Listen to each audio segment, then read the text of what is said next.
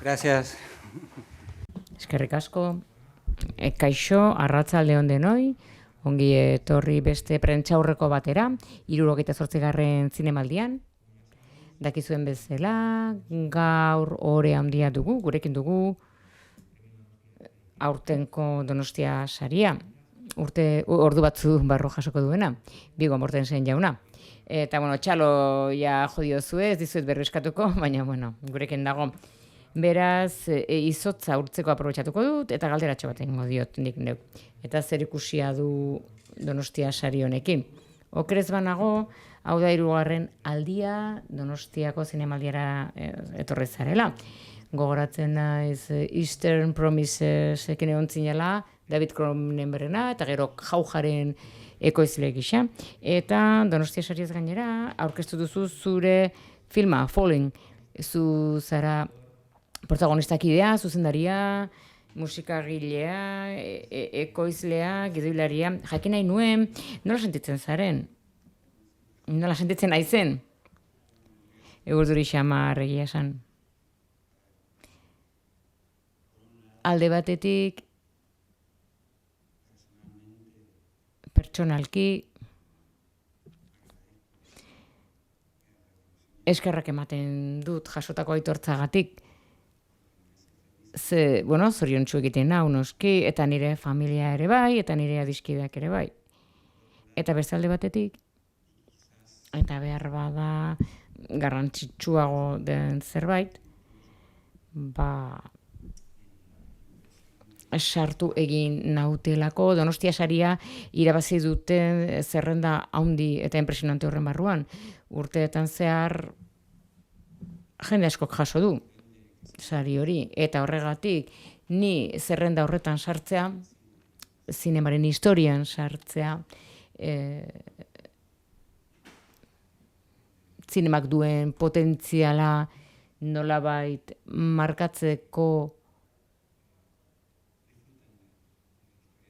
zinemaren historiaz gozatzen dutenak, hau da zinemaren promesa, horrek zoriontsu egiten hau benetan. Eta eskerrak ematen diot zinemaldiaren taldeari, nigan pentsatu delako.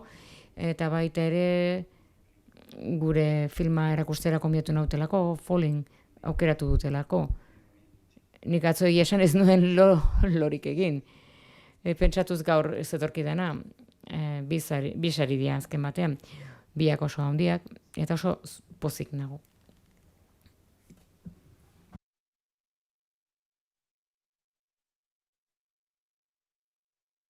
Bai, kaixo.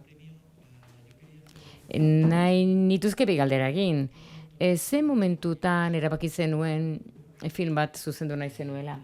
Eta beste alde batetik, filmaren eskertzan, izen askoren artean agertzen dira Agnes Barda eta Rosalie Ibarra. Zergatik?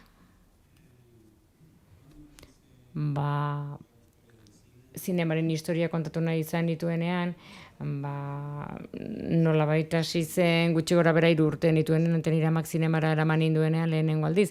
Ni gogoratzen nahi zenez. Eta arrezkero beti interesatu zait, nolabait parte izatea beste ikusle askok bezala. Film batek funtzionatzen du barne hartzen zaitu eta gehiago ikusteko gogoa pizten dizu.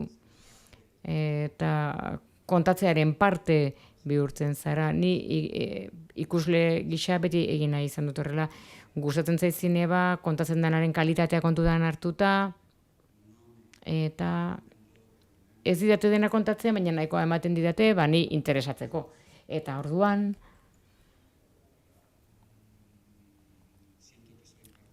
sentitzen naiz film honen taldearen parte naizela, beraz horregatik, beste alde batetik ze galetu didazu, barkatu? Agnes Barda, eskertza da agertzen dela filman, Agnes Barda, eta, Agnes Barda ezagutu nuen hil baino pixkat lehentxeago. Beti mirestu dudan norbait izan da, zuzendari aparta, bakarra, zinemagile oso garrantzitsua ez bakarrik Frantziarentzat. Frantzia da Nouvelle Vague ama ordea. Zinema nazioarteko zineman ere bai. Eta beraz, gure elkarrezketan hauxe aipatu zidan Agnès Bardak, ze garrantzia zuen gauzak ez, dena ez kontatzeak zuen garrantzia. Eta gogoa jartzea, eta ikuslengan nahi bat sortzea, ikusleak bere kabuz ikusitzen, gauzak, eta hori oso baliotsua izan zen, aholku gisa, bai gidoia afinatzea, folinentzat, eta baita ere nola filmatu genuen, eta nola mantendu genuen filma, baina, bueno, nik egia esan, enituen Agnès Bardak bezain hitz elokuenteak noski, baina erabat ados nengoen, eta santzidan, bai. Eta Rosali bere alabak Marrakexeko zinemalditik gentozela behin, ni Parisa ni joan beste lan batzuk egitera, eta bera jadanik oso gaizki zegoen, eta Rosali jakinez nik asko miresten nuela bere ama, eskaini zidan bere eserlekua, eta aldatu ginen, eta ni eseri nintzen Agnesen ondoan, eta 3 ordu zeon ginen denetaz hitz egiten, bizitza, seriotzaz, naiz eta bera kontziente zen denbora gutxi gelditzen zitzaiola. Eta hitz egin zuen bere itxaropenaz, bere etorkizuneko proiektuaz, baina lanean jarraitzen zuen. Eta zinemaz hitz egin genuen oroar, eta gero esan zidan kontatu berri dizudana, hau da, ze garrantzitsua den publikoa errespetatzea bere inteligentzia, horregatik.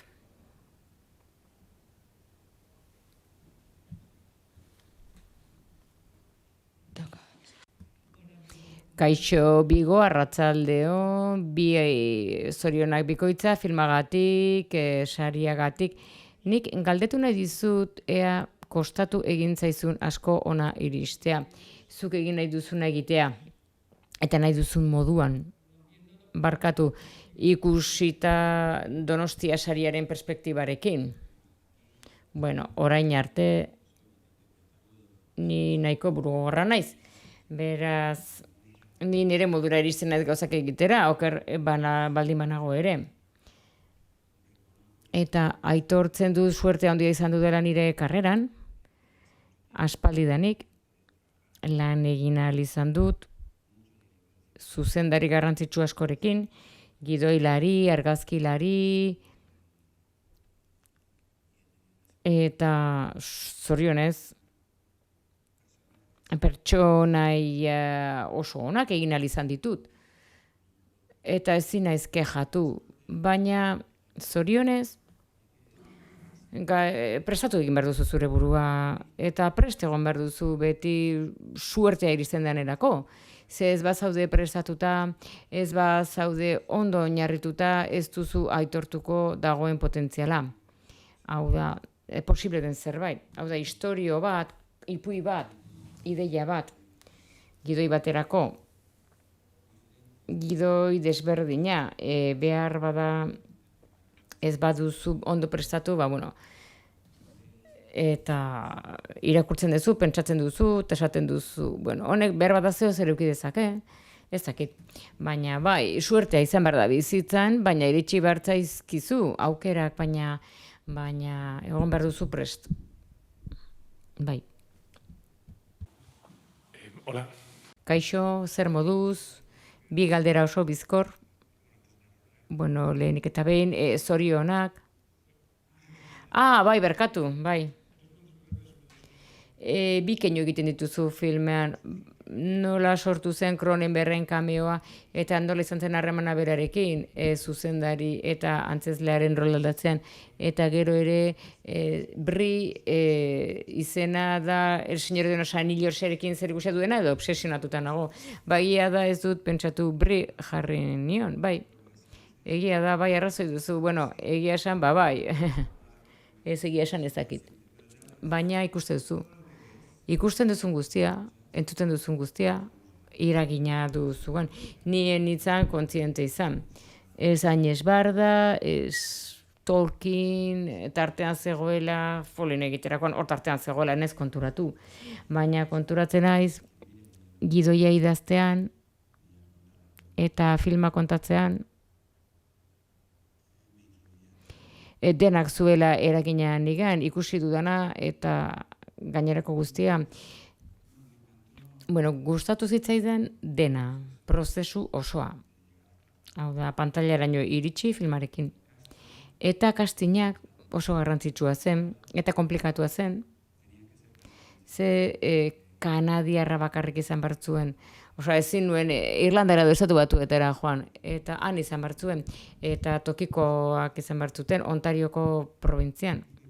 Eta aurra hauek bilatuz joan nintzen, eta okerrena zen, sinestu berzen nuen 4 urteko, 10 urteko, 16 urtekoak, denak nire pertsonaia zirela, fizikoki, gero baita ere nire arrebaren pertsonaia Laura Linik egiten duna, sinetxe egin behartzen nuen fizikoki egoten zegoen bilakaera pertsona horiengan.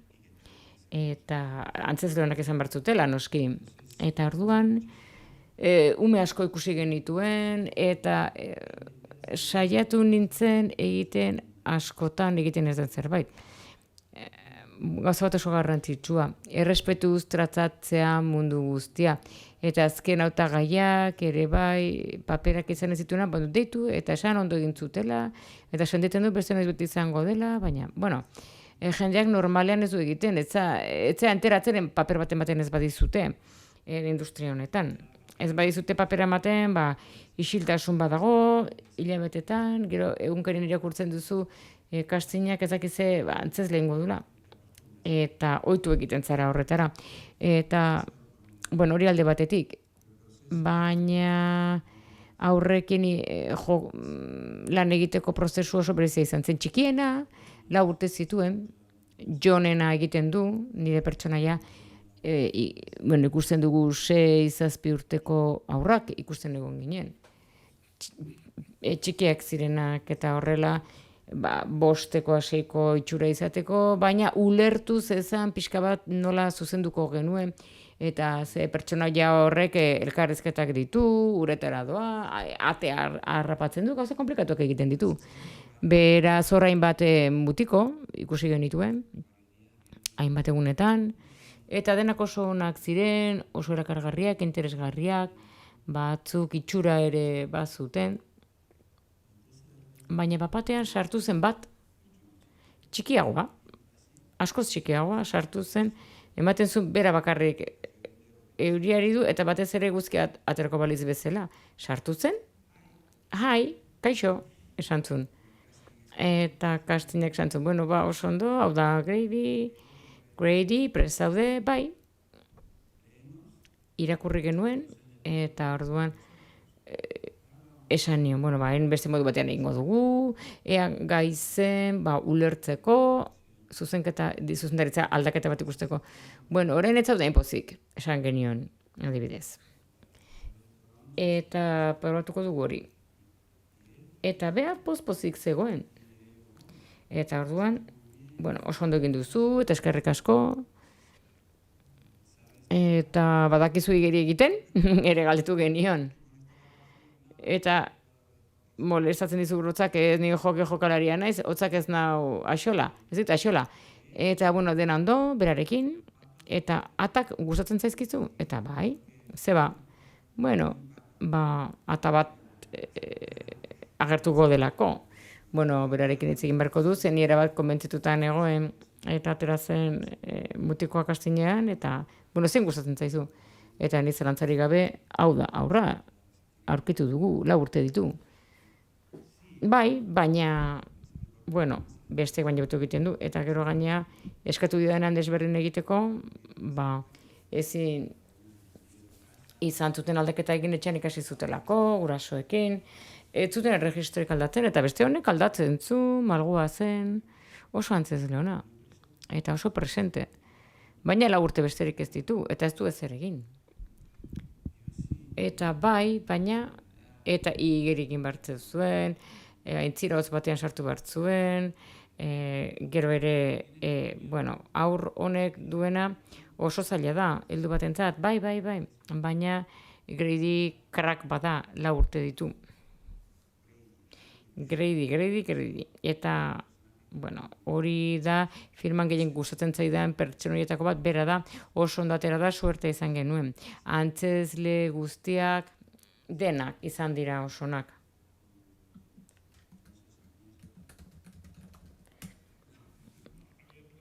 Ez galdetu dut Cronenberri buruz. Bai, Cronenberren kastinan eritzan egon. Nik pertsona jau nuen, eta beti pentsatu nuen, berak oso ondo egingo zuela. Antzez leona da, ikusi dut beste gauza batzuk egiten. Eta, divertigarria izango zela, eta beraz berarekin hitz egin nuenean, esan, ez, mesede bat eskatzea dizut.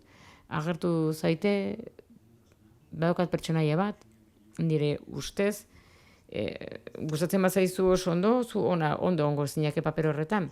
Irakurri zuen, gustatu zitzaion, eta esantzun, egingo dugu, eta noiz, datorren astean, zure hirian gaude, eta 2 ordutan egingo dugu.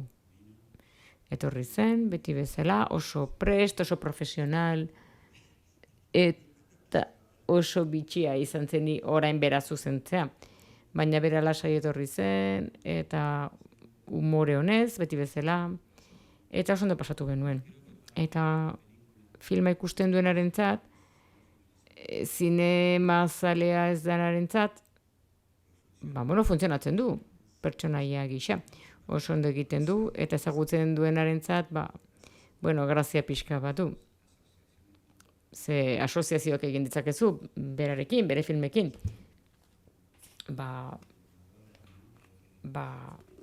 Pentsatu dezakezu, gizona sartzeko atza ez da pentsatu ere. Oso ondo egin zuen zorionez.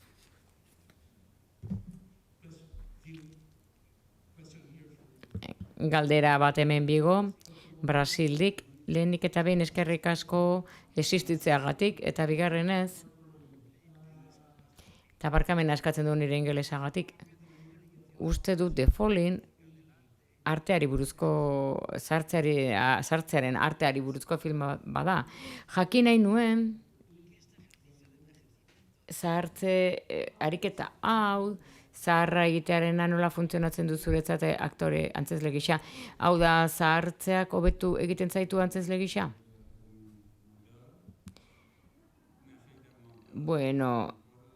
Afeitatu egiten naiz, ez dakit, nik uste filma ikusi behar dela pixka bat, zahartzerkin bai badu zer ikusia. Hor, uste dut alde batean bai dela partea, eta gaur pandemia baten gaudela, gaur egun jendea kontzienteagoa da. Jende guztiak gehiago konturatzen da ze egoeratan bizi gara, eta ze prekarioa den denon egoera.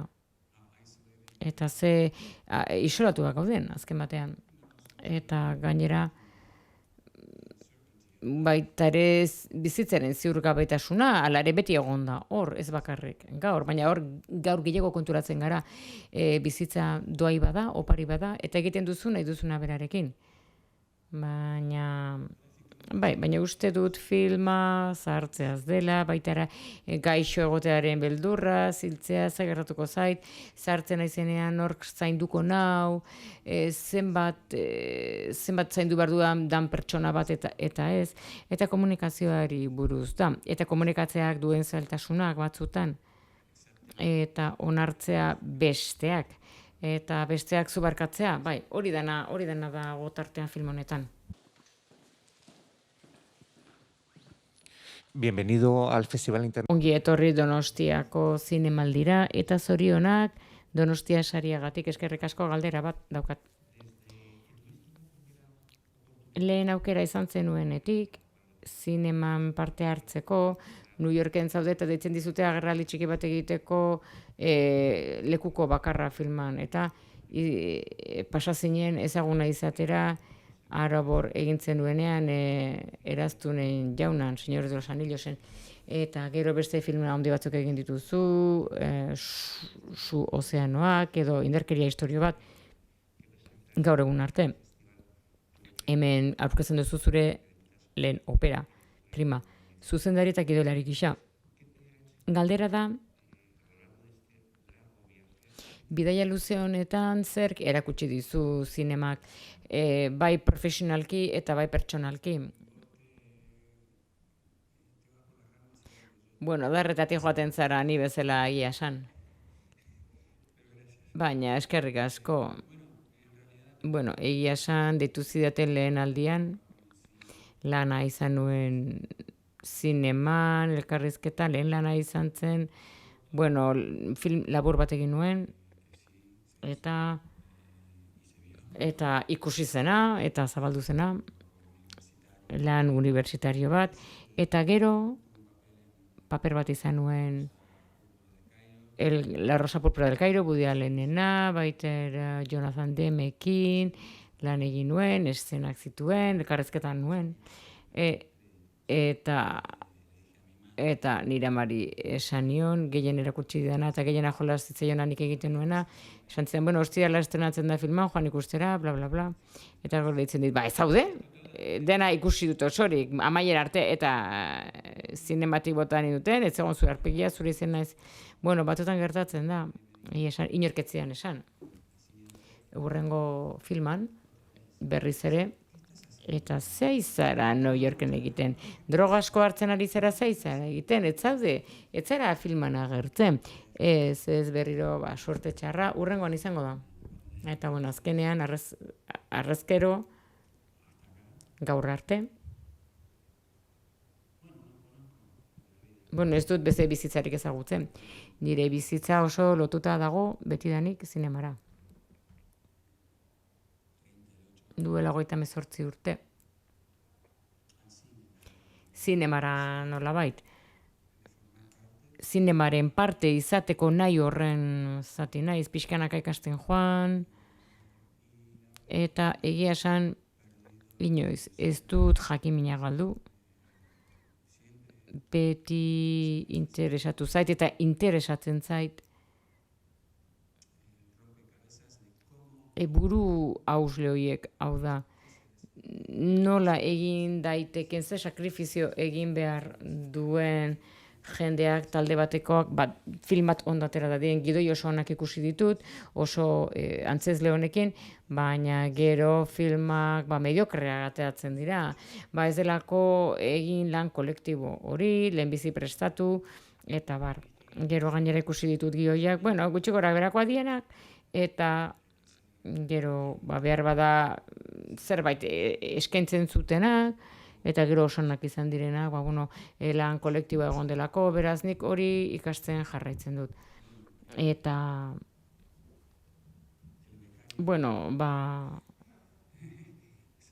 bekaduna hain berandu ateratzea edo agerraraztea, alde batetik, zergatik ez du lehenago zuzendu, saiatu nintzen, baina ez nuen dirua bildu. Aspaldi danik, 23-24 urte daramat film bat zuzendu nahian, hainbat gioi ditut esku artean. Baina honena da, askoz gehiago ikasi dudala, film gehiago ikusi ditut, gidoi gehiago idatzi ditut, eta batez ere lan egin dut oso talde honekin, eta zuzendari bikainekin, eta lagundu didate, ezin dala gehiagi prestatu, ez goizegi ibili, ere filmaketa batean, beraz, zuzendu banu duela 10-20 urte, behar bada saiestuko nituen hasi berri baten akats asko, ez? Ikusten, adarretatik, ni ere bai. Hola, Bigo. Kaixo, Bigo, zorionak berriz ere nik bi galdera ditut, eta lehenengoa da, ikusten dut filma oso pertsonala dela, eta galdetu nahi nizun, ea gidoia lantzeko orduan, ea oinarritu egin zinen zure bizitzako egiazko esperientzietan, edo zure iraganeko alderdi batzuetan, zure familian, eta bigarren galdera litzateke, orain zuzendaritza lanean hasi zarenez, noiz film bat San Lorenzori buruz. bueno, barkatu, San Lorenzo, ez dakit hori gertatuko den, baina keinuren bat baliteke egotea edo gertatzea, seguruenez. Lehen zatiak ze esan duzu, San Lorenzorekin, bueno, dena gainerakoa desagertzen da.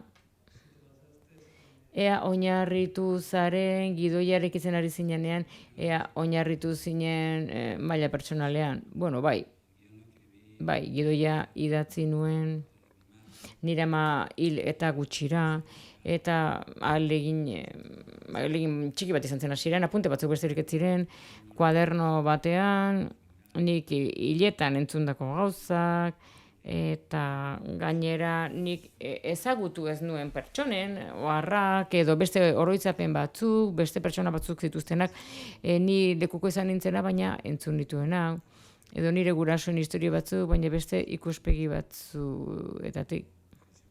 Eta harrigarria iruditu zitzaidan, nola ze subjektiboa den oroimena, ez? Baina enuen ahaztu nahi. Hau da, hain fresko zegoen dena, irudiak, anekdotak, pasadizoak, beraz, apuntatzen indoan, hau gertatu zen horrela, interesgarria da ipui batentzat, beraz, oharrak hartzen dituen.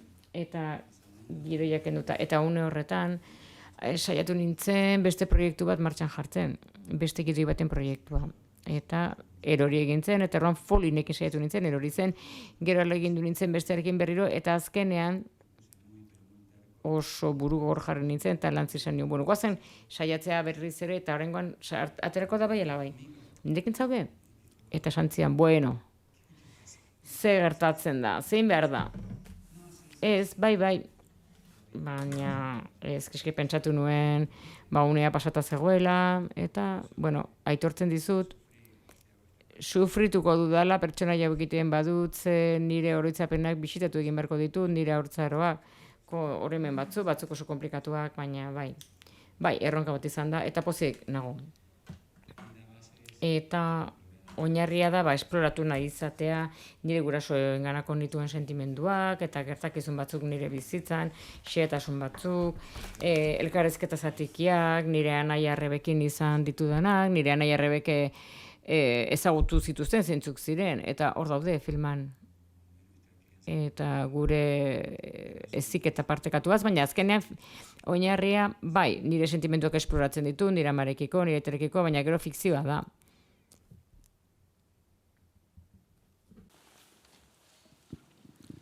Hola, buenas, Bigo. Kaixo, Bigo, lehenik eta behin eskerrik asko hemeroteagatik, eta gainera nire amalduko jendearentzat gehien Aragon izan zara eta heroi bat izan zera haurtzaroan. Eta nire galderak pixka zerikusia du eraztunen jaunarekin. Ze kreditutan ere agertzen da, eskertzetan, Peter Jacksonen eskertzak, eta nola ze eragin izan duen antzezle gisa edo zuzendari gisa film honetan. Hau da, zure zuzendaritza esperientzia behar bada berarengatik ote dator. Bueno, Peter Jackson hor jarri dut, filmak eta hori izan zen mundu guztiarentzat,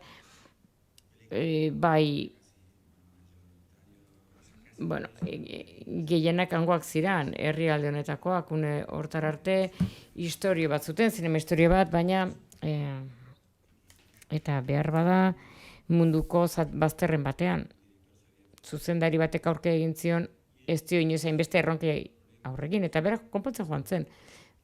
Oztopo guztiak, lehen da bizi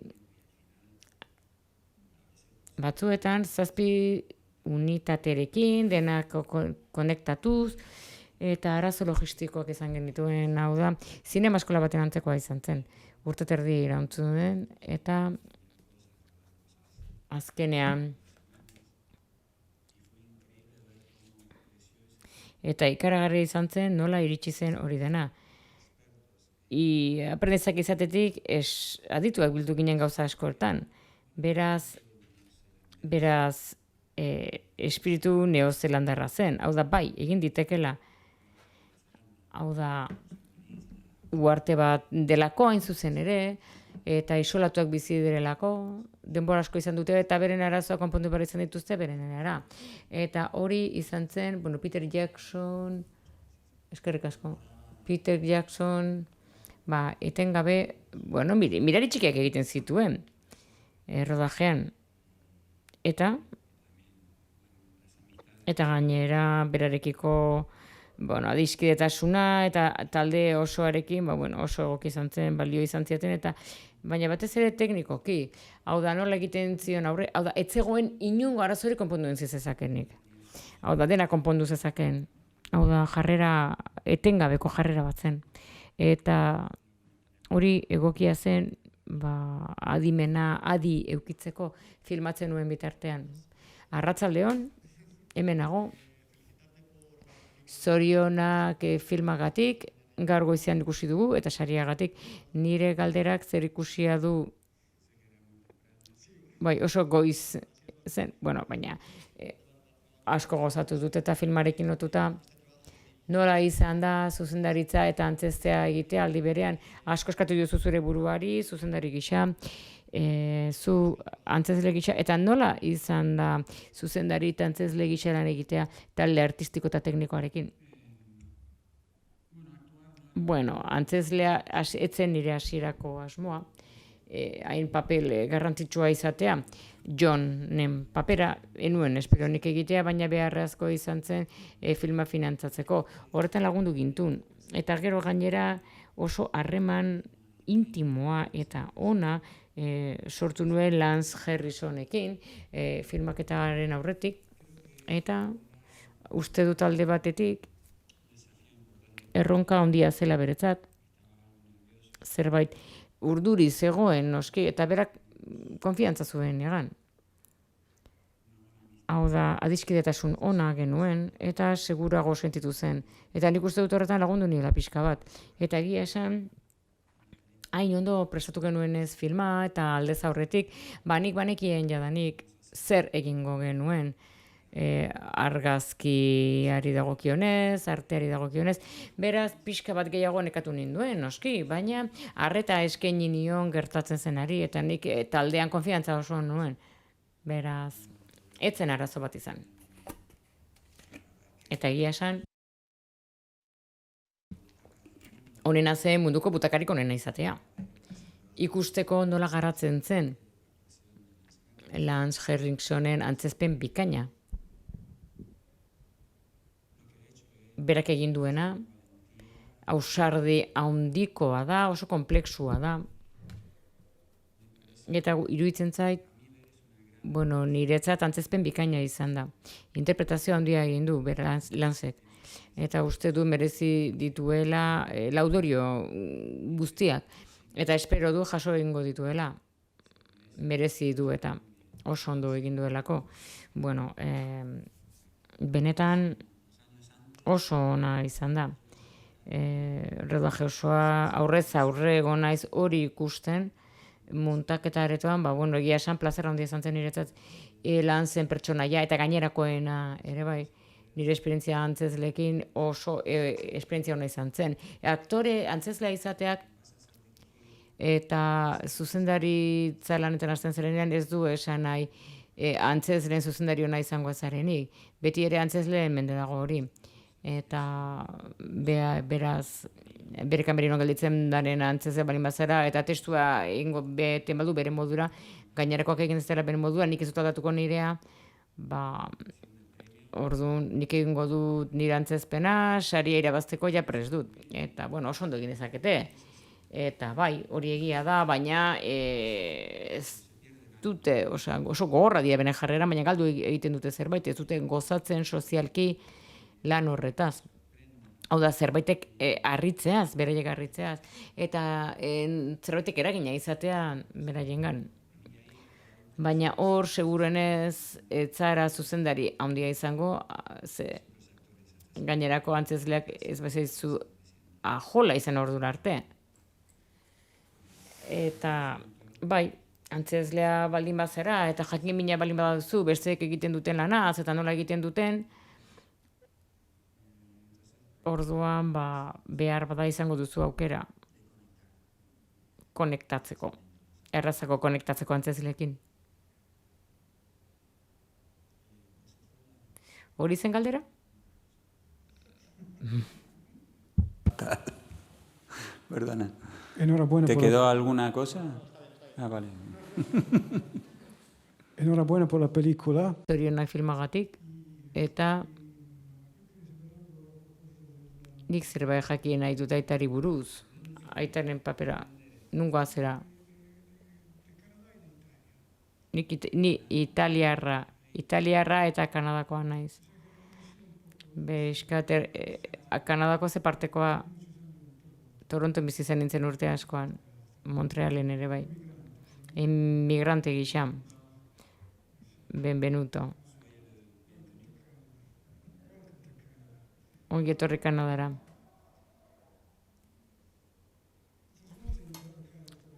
Eta zuraitaren pertsonaiaren alderdi bat jakin nahi nuen, zenbat zen autobiografikoa eta zenbat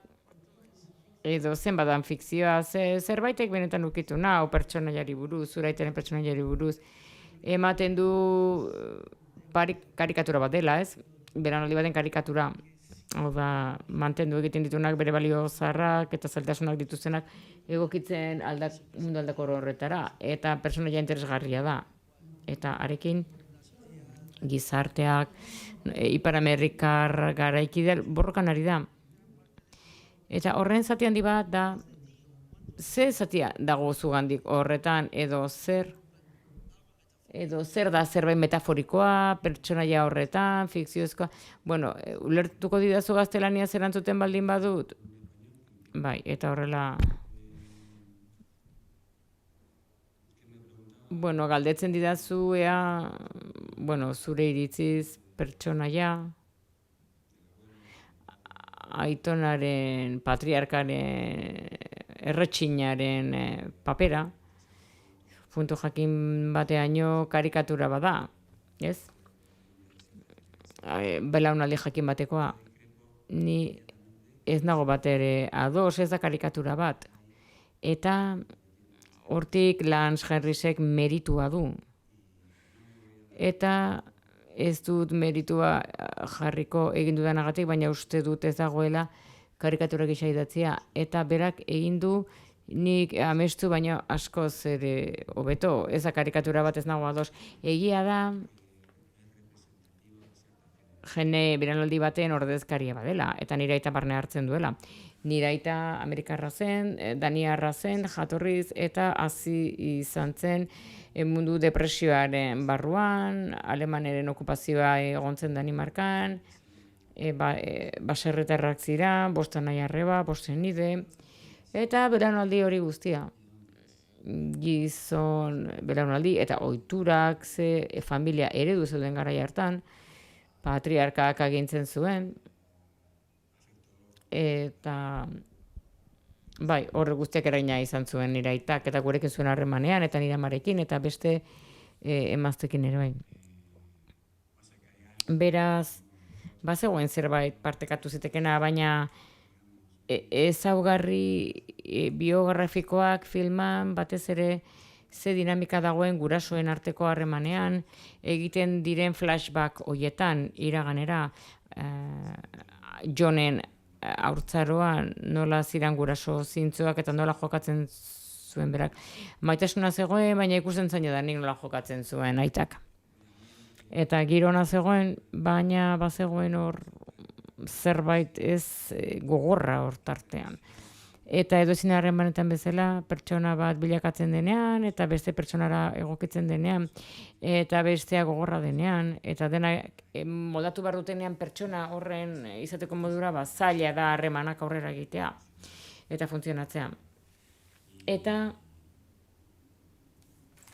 baina, historia fikzioa da, nire aita etzan hor agertzen den bezala zehazki, bai zuela belaunaldi horren intolerantzia pixkat, eta nolabeteko resistentzia aurrera bidearen aurrean, familia ereduran, gizonaren eginkizuna zentzen argi zeukan, eta maskulinitate kontzeptuak, emakumearen lekua, gauza hauek islatzen dira esate baterako, adibidez, Willis pentsatu beharrean, ize ondo, marrazten du, eta musika klasikoak, eta ez du ikusten zerbait on bezala, baizik eta mehatxu gisa ikusten du, pertsonalki hartzen du mehatxu gisa, eta hortik nik uste dut ulertu daitekela bere xamin guztia, eta bere erresentimento osoak zer ikusia du nolabaiteko segurtasun falta batekin.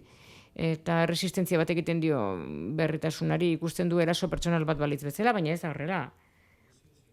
Eta hori da gauza jende askorekin gertatzen dena, zahartzen denean, eta baita ere belaunaldi horrekin zaila izan da gizon batzuentzat. Emakumeentzat ere bai, baina bereziki patriarkak diren hoientzat, zaila izan da beraientzat onartzea eta egokitzea aldaketa soziala egiteko. Beraz, uste dut hori oso ondo islatzen dela Lantzen antzezpenean niretzako opari bat izan da eman diguna pertsonaia horrekin. Sí, bueno, me temo que voy a incidir en las dos. Bai, azken bi galderak ere errepikatu dengo ditut. Markatu? Esku altxako dut. Hemen atzean, nago? Bueno, zuzendari gisa izan duzun esperientziak adikzioa sortu behar bali badu horratzean dago, bai, atzean nago, hilarako azkena naiz. Etorkizunean planteatzen da duzu kamareren atzean jarraitzea talde batera ustea antzezpena, bi gauza kombinatzea. Hori zen zure beste galdera, bai.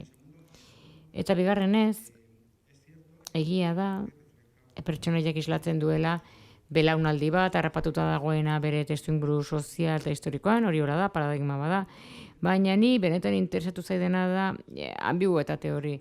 Hau da, pertsona bat, genio horrekin, matxista, dogmatikoa. Egiten aldu zerbait ondo, ze seme bat ezten du, eta gero semeak etengabe zaindu egin nahi du. Hau da, nolabaiteko aitortza badago. Guztiaren ondoren, aitaren irudi hori, eta baita ere flashbackean saiatzen zarete une egokiak, unatxeginak berreskuratzen. Beraz, guraso gisa zerbait utzi zuten, ezik eta zorrotzorretan, ematen du redito gisa hori duela. Seme alabak beren bete beharra bete nahi dutela. Eta hain antipatikoa izanik ere ulertzen dute zaindu egin behar dutela nahiz eta oso ondo ikusten duten ez duela merezi. Bai, zuzentzen jarraitu nahi dut. Baina ez alde batera utzi, nik bizitza ateratzeko antzezan jarretu beharko dut. Ez naiz aberatsa egin folin filmatuz, eta zaila da finantzak eta lortzea edozein film independente egiteko.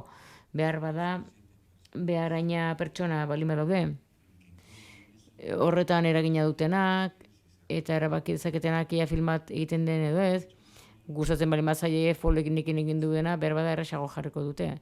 Baina egia esan ez dut horrekin kontatzen.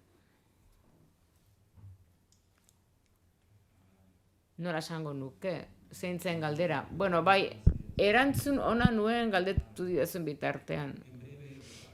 Laburrea, aitak, hain gorrotagarria baldin bada, bai, utzi dazu ideia hori berriro hartzen. Bai, zerbait egin zuen aitak, bai, bueno, niretzat amak egin zuen zerbait ondo.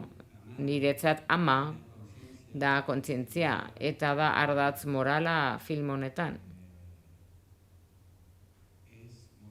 Moralki, bere adibide, eman zituen adibidei esker, bere ereduari esker, eredu isila, baina nabaritu egiten dena. Bera da filmareko protagonista moral nagusia. Eta nik uste dut aitak egiten dituen gauzak, zer ikusia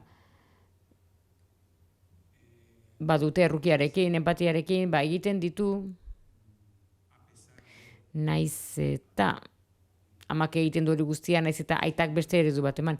Egia da, aitak badituela une batzu barritu egiten duena, zen niretzat pertsona bat ez da bakarrik gauza bat.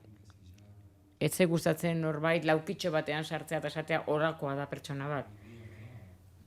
Hau da, bizitza erreala bezala da, kontrasankorra.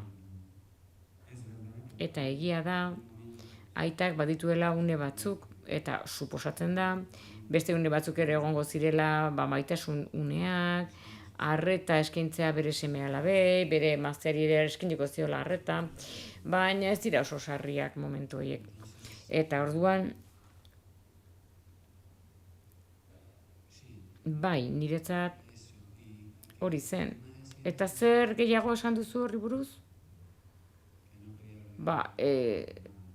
Ez, nik pentsatu baina beto erantzun duzu, egia esan, amaren papera alde batera utzi nuen, eta berbada horrek azken astinera garamatza, ez? Ama da protagonista. Bai, ama eta semea ere onegotea. Bai, hor zerbait egin zuen ondo, gizon batek edo emakume batek lortzen badute nolabait norbaitek begietara begiratzea eta esatea zoriontsu naiz. Zerbait ondo egingo zenuen orduan, naiz eta behin bakarrik egin izan bada ere. Eta, ez jarri, hori filma estropeatuko du mundu guztiarentzat. Zerbait egingo zuen ondo. Gizon honek, bai. Eta badago momentu bat filman konturatu egiten dena, behin baino gehiagotan. Beste gauza bada niretzat, aita den moduan, hau da, zailtasun dituzten beste pertsonaia berekin komunikatzeko, berak pareta bat jartzen du, eta esaten du. Erretxin hau, beti irainkai dena, etengabe mundu guztiarekin sartzen dena, eskertxarreko gizona, arrazista, misoginoa, ezierari gabekoa, homofoboa, esan daiteken guztia, txar guztia gizon horrek badu. Orduan zertarako hitz egin pertsona honekin. Gazte batek esan gero, nik enuke inoiz honekin hitz egingo. Baina ulertzen da, noskin. Eta indarkeria, hauzko indarkeria berarekin erantzun. Ondo sentitu zaitezke momentu batean. Eta lagunek ere esan dezakete, oso ondo, ez? Bere like horiek jarri, eman dio, makila berarekin eman dio. Baina, horrek ez garamatza inora, ez gizartean eta ez familietan. Eta okerrena da, eta historiak horrekin du zer ikusia, da, ahalegin goren bat egin behar da, hala egiteko, gizakia garelako. Eta horrela komunikatzeko, hau da, buruko gorrak izan behar dugu komunikatzeko orduan, haiekin komunikatzeko, haiek gurekin komunikatzen ez duten bezala. Hor, bermerikote dagoen zerbait aterako ote den, komunikazio, kontaktu puntun bat, adiskidetasuna berbada ez da zer gertatzen, baina seguruena da, mozten badugu eta kalera bialtzen badugu, ezer ez da hobetuko. Eta hori ere gertatzen da gizartean, ikusten du garai honetan, ez zela horregatik kontatu nuela filma. Folin ikusi daiteke isla bezala mikrokosmos bat jakiteko zer gertatzen den familietan, estatu batuetan, Espainian, hau da krispazioa, baita ere ze polarizazio politikoa dagoen eta egon den. Eta nagusi zena, eta horren okerragotu egin dena pandemiarekin. Eta ematen du, uda berri beltz bat egon dela non loratu egin diren politikariak edo non. Eta arrotu egiten dira, esan ez, piromanoak direna eta zuhiltzaileak aldi berean. Sua ematen dute leku guztietan, eta sua ematen dute guztiari, eta gero esan dute, kendu, jaun Andrea, ni naiz su hau itzaldeteken bakarra, eta gaina, nor jarri piztu du su hau. Hau da, benetan lotxagabea da, eta hori leku guztietan ikusten da. Eta, gero, ez naiz eskuin ezkerritz egiten ari. Gero dago beste jende bat, esaldi arrazarekin erantzuten duena, kaltegarria. Eta bestek txalo egiten diote, oso ondo, eta ematen du ping-pong joko bat, inora ez garamatzana. Beraz, handiagoak izan behar dugu, zentzu guztietan. Eta hau ikasgai pertsonal bada. Pertsona bakoitza, familia bakoitza, osatzen du gizartea, gaur egungo gizartea. Eta hori aldatu egiten da, onerako eta txarrerako. Okerragotu daiteke, izan ditzakegu lider politikoak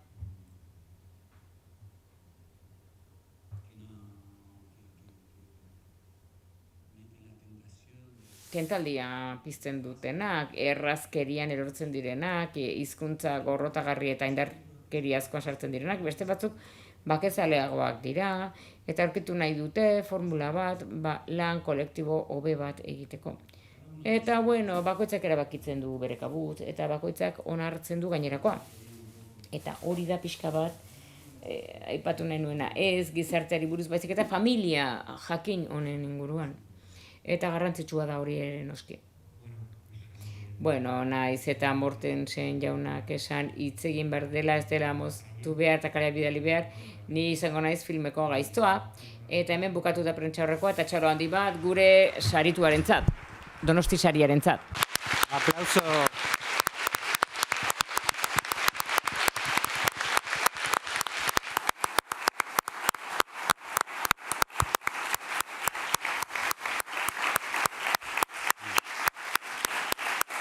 Gracias a todos